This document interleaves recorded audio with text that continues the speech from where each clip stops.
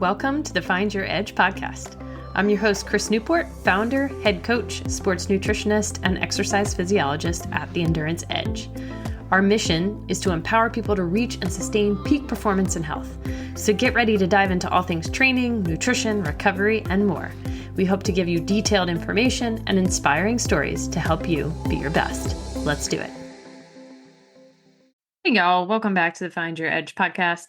Today is all about, well, a bunch of different things, to be honest, but anti-inflammatory and antioxidant diets and glutathione and all kinds of other fun stuff. Talk about some rabbit holes that I went down today. Part of this was stimulated by our upcoming 21-day nutrition reset challenge.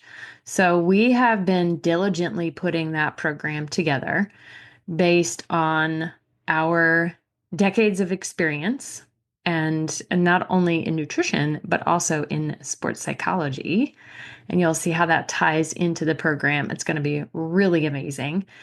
But also with a specific dietary intervention for this 21-day nutrition reset. So this isn't just like making up some random stuff. It's actually developed, or I should say, based on the specific carbohydrate diet. So this is actually a program that was created to support clients with inflammatory bowel disease. So our IBD, which can include anything from Crohn's disease to ulcerative colitis, celiac disease, diverticulitis, cystic fibrosis, chronic diarrhea, and much more. Why did I choose this particular dietary plan for the 21-day nutrition reset? Well, so many of us have some sort of inflammation going on in our bodies, in particular during the holidays, which this is not intended to induce any shame. I hope you are enjoying your holidays, hopefully not by over drinking or overeating, but enjoying the foods that are new and different at this time of the year. And also balancing that with getting outside and being with your friends and family and getting your exercise and all that good kind of stuff, right? So there's a lot of pieces that go together when it comes to nutrition. So anyway, why did I bring this up? There are a couple of things that are key considerations when it comes to whether you're going down this particular eating plan of this specific carbohydrate diet, which we call our reset plan, or whether you're just going to want to get on an anti-inflammatory eating plan or high antioxidant eating plan. Some of the key considerations. So I always like to try to step back. And what are some of the main things that we're really focusing on? Hydration is key, absolutely, always, no matter what. But other things that are important are fiber.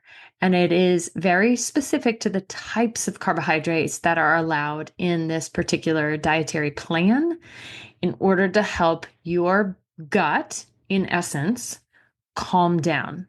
And that in turn helps your brain health and overall body health. It actually shifts your microbiome, which is absolutely and never-endingly fascinating to me.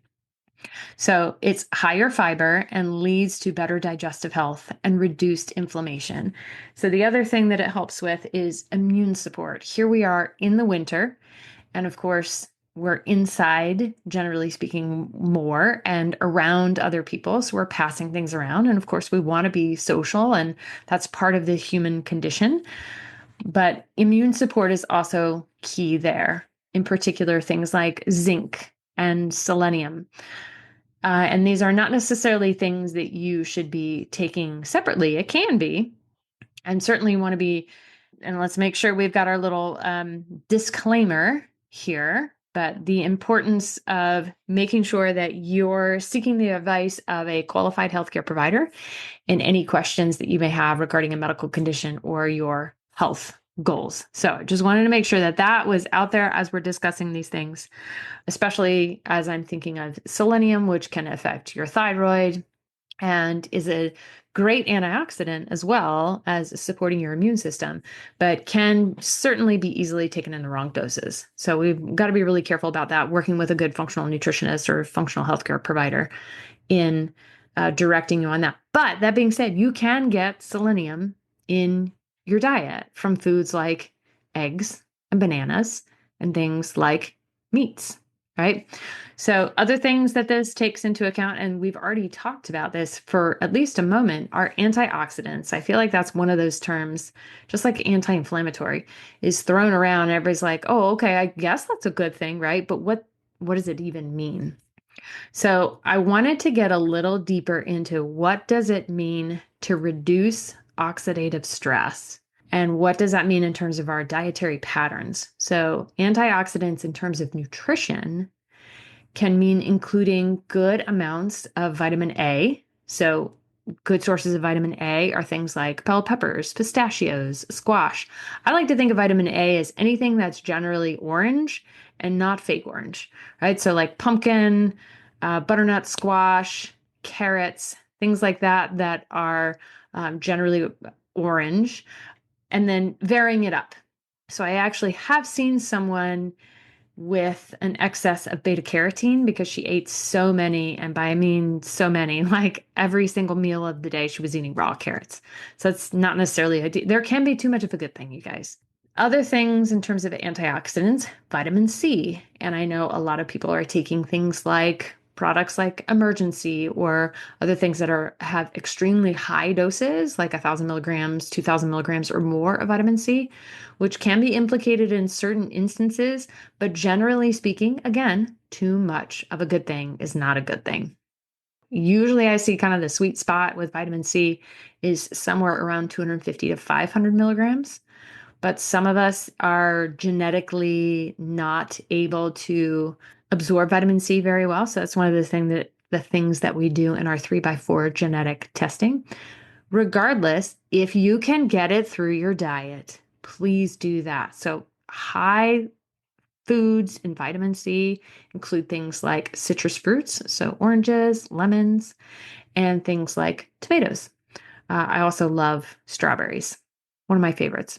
So, anyway, I wanted to make sure to at least touch on that in terms of food sources, but also what does it mean to have, what does it mean to be an antioxidant, right? So, we have something called reactive oxygen species or ROS. They're byproducts of cellular metabolism, which is really kind of fascinating when you think of all the different things that can affect our ability to get rid of some of these things that don't necessarily belong. So, external sources or exogenous sources of these reactive oxygen species can be quite numerous. In fact, there can be several different things like nutrients. I just mentioned a couple of them. So, excess doses of antioxidants, especially things like vitamin C, alcohol, no surprise there, certain drugs, industrial solvents. Not to say that any of us are drinking industrial solvents, but this is really pointing to the necessity of having good, clean, healthy drinking water. Heavy metals, also things like, and transition metals. So things like arsenic, things like mercury. So not eating excessive doses of things like tuna, talking to your farmers and really getting to know them if you can, so that you know that the soil isn't necessarily contaminated with heavy metals that your, let's say, fruits or vegetables are grown in. There's also a big one with air pollution. And of course, some of these things are out of our control, but some of them are definitely in our control. And then there's other things like physical stressors, like UV rays, so not putting your sunscreen on, X-rays, among other things. And then, of course, various lifestyle things that act as external sources of these reactive oxygen species. So another thing that I wanted to get into as it relates to that oxidative stress, or getting into maybe just kind of dipping our toe into some of these genetic SNPs that are related to oxidative stress. So if you ever do and you'll be hearing about this over the next month or so, and if you do our challenge, you're definitely going to hear about it, of our longevity nutrition coaching program, which includes this 3x4 genetic testing and a one-on-one session with yours truly to go through what does all this mean? What are your action items in terms of lifestyle, in terms of nutrition, and in terms of perhaps even a supplement strategy. But the oxidative stress category involves quite a few different genetic snip. Okay. So it's kind of like the human equivalent of, let's say, rusting, for example. So in a healthy functioning cell, enzymes that are able to sort of act as a rust block, if you will, are created to counteract this oxidative damage. But the ability to make these enzymes that help you sort of create this rust block are genetically determined. A good diet and lifestyle can aid towards this lower oxidative burden and help maintain the health of your cells, of your DNA. Things, for example, that are recommended, generally speaking, if your oxidative stress load is high, or if you have certain genetic SNPs that make you not so great at creating these enzymes that help us prevent that impact on our energy levels and our memory and premature aging, and sometimes your cancer risk. And even more, as I mentioned, energy level. So this process happens so heavily within your mitochondria. Your mitochondria are located within the cell and help you with aerobic metabolism. Anybody heard of that term at all? So aerobic exercise, which is with oxygen, which creates a ton of energy, or ATP. So zone 2 training, y'all. How many times have we got to talk about it? We'll talk about it more. It's okay.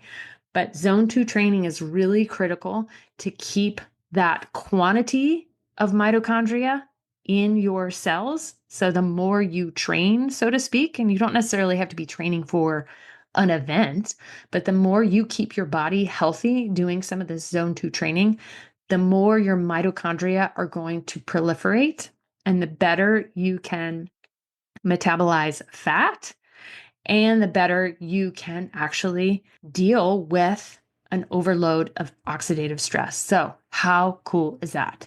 So, tying into some of those recommendations, if your oxidative stress load is high, if you've been exposed to a lot of, say, heavy metals, especially maybe when you were a kid or something like that, or if you just want to be generally healthy, or if you know that this ties into your genes, so many different things. But generally speaking, consuming 1 to 2 cups of whole plant foods like dark leafy greens, and this includes your spinach, your kale, collard greens, Swiss chard, so many of them, chili peppers, olives, beetroots, pomegranates, berries, and olive oil.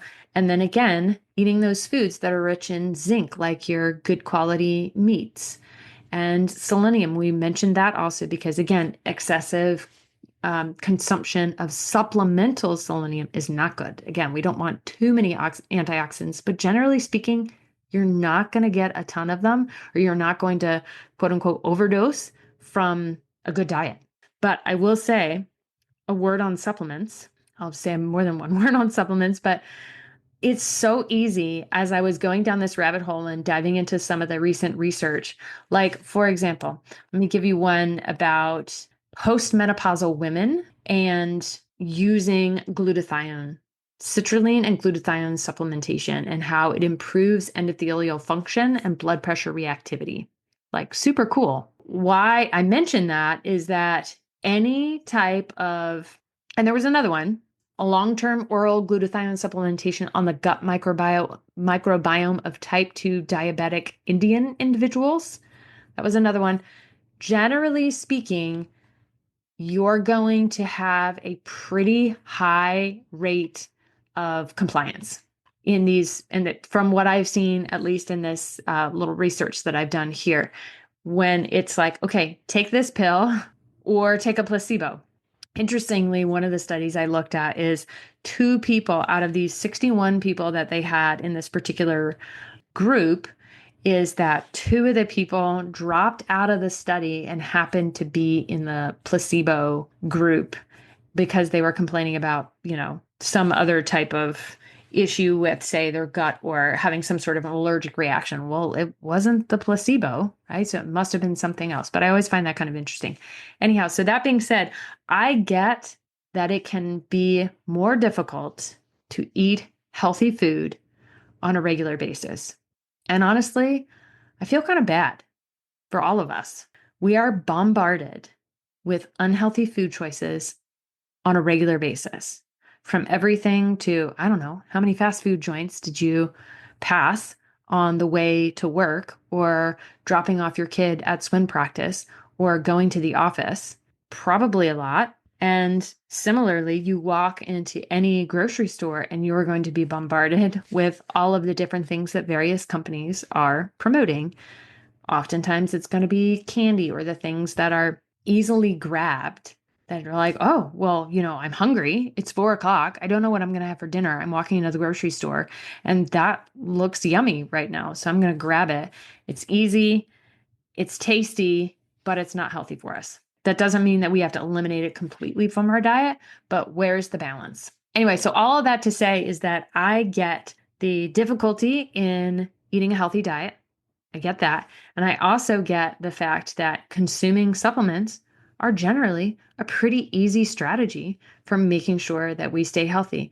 But man, there is a lot of ways that you can go really wrong in your supplement strategy. I get people all the time who have lists of things. They don't know what the doses are, they don't know what the brands are, and they don't even know why they're taking it. And I appreciate when some people literally come out and say that, like, I don't know why I'm taking it, but I heard that it was good for me. Anyway, I wanted to tie that all back into our recommendations for oxidative stress, for dealing with inflammation, because again, we're bombarded with additional stress from the holidays.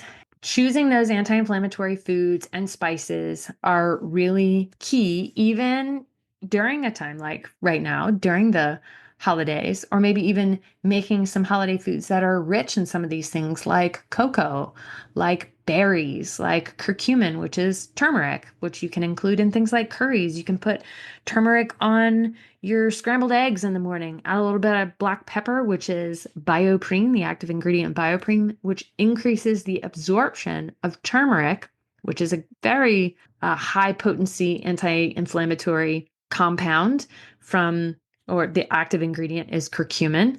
It increases the potency by 2000%. Like, what? That's insane. So a little bit of turmeric, a little bit of black pepper, doing great. And then you don't necessarily have to consume a supplement, which when it comes to curcumin, that's a pricey supplement. Price may not be an issue for you. That's totally fine. And also, I want to make sure that people are justifying, why are you doing turmeric? Now, when it comes to turmeric or curcumin, there are also some genetic SNPs that actually don't do well with curcumin, interestingly. So I know there's not one size fits all supplement strategy for everyone, which is why it drives me nuts, as a side note, when so many of these other podcasts and whatnot are promoting various supplement products that everybody should eat. That is not the case at all. Not everybody should be taking all the same things. You guys are all different and unique in both your lifestyle, your dietary patterns, your preferences, and the things that you're trying to do.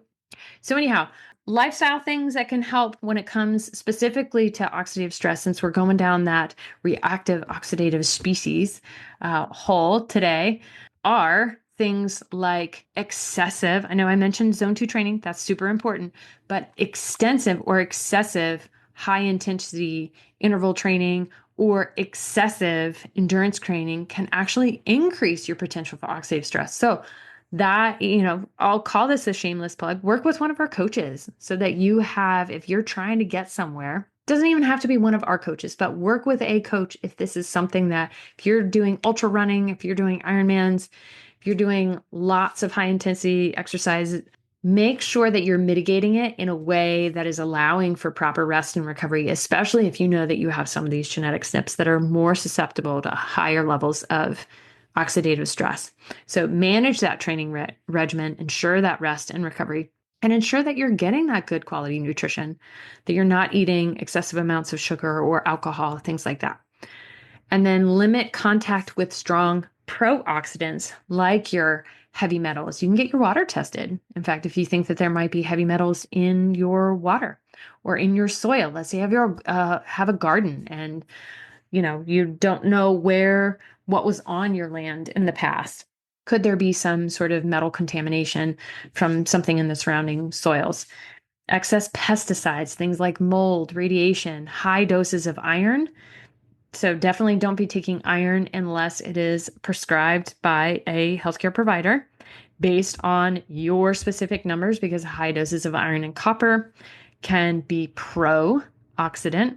And like I had mentioned before, that long-term high dose oral vitamin C, vitamin A, and vitamin E also can interfere with the body's natural antioxidant response. So just like I had mentioned just a moment ago, sleep, so adequate rest and recovery. Sleep, some of us need 9+ hours, but certainly 7 to 8 hours a night. And when we look at genetics, oftentimes we will see the importance of more sleep. And I know oftentimes that just rocks people's boats. Like, oh my gosh, I could never get more than 7 hours of sleep because of X, Y, and Z. I'm not a magician, y'all. I'm just telling you what's on paper, and I know what can be helpful for you to live a long, active, and healthy life. That's at the end of the day our goal, and that's certainly our goal when it comes to the 21-day nutrition reset challenge, is giving you the tools you need. So recipes, plans. In fact, I just added another plan, another week's worth of recipes so now we have 80, probably over 100, 110 recipes now in our repertoire for this 21-day nutrition challenge, because I wanted to make sure that y'all had access to easy, convenient options for going through this plan. So I added air fryer recipes, I added pressure cooker recipes, and I also added slow cooker recipes. So trying to make it as easy as possible for you to prepare meals. And there can be some other paths to doing that. We can talk through that once we get into the challenge. But you don't have to be a gourmet cook every single night of the week or every single morning. It's all about finding a dietary pattern that works best for you, perhaps hitting repeat on a lot of these things so that you know that you're getting these whole plant foods, so you know you're getting your good quality protein, as we were just talking about when we started off, as you're getting your higher fiber. Y'all gotta poop, I'm telling you what, and I hope that you're pooping every day. That is really critical when it comes to appropriate detoxification, and that ties into all of this as it relates to antioxidants, right? Another thing I wanted to mention, because it's related to oxidative stress, is one other supplement called glutathione. And I've mentioned it a little bit already, but just found some interesting information. Wanted to make sure you guys were updated. So historically, just taking just any old random glutathione has not been shown to raise your glutathione levels. And there's multiple ways in which they can be raised. So typically we're sort of going in, if you will, sort of the back door by doing strategies using something called N-acetylcysteine, or NAC, in order to raise your glutathione, because that's part of the glutathione process. And your body does this really well on its own, but as we start to age, it doesn't do it as well. And again, certain genetic SNPs are going to contribute to not being quite as effective.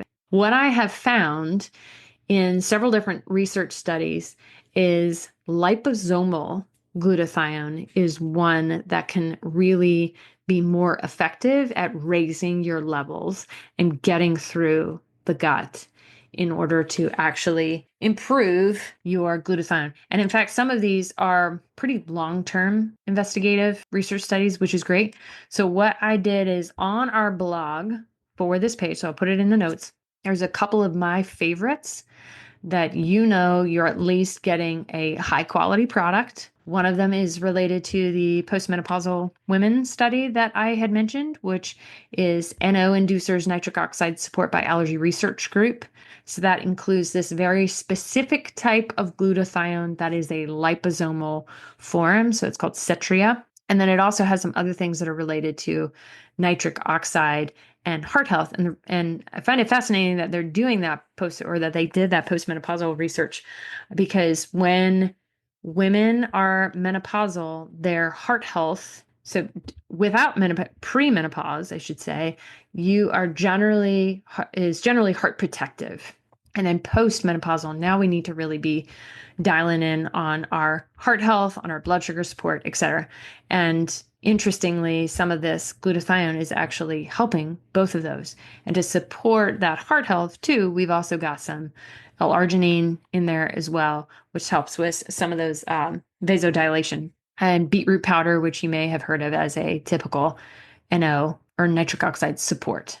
Anyhow, I will put that one on the show notes and the blog, and then some other liposomal glutathione that you might want to look into or consider in terms of your strategy for what you're doing. But again, making sure that you are checking with your nutrition knowledgeable healthcare provided in this process. So anyway, all of that to say, hopefully this gave you some interesting information as it relates to what is anti-inflammatory eating, what is antioxidant foods, and the strategy, and then why did we create this 21-day nutrition reset challenge based on science to help you create those healthy choices as we go into the new year to support your body and your health and your energy levels and your ability to do really cool things like you're already doing, but just do them freaking better. I'm telling you, right?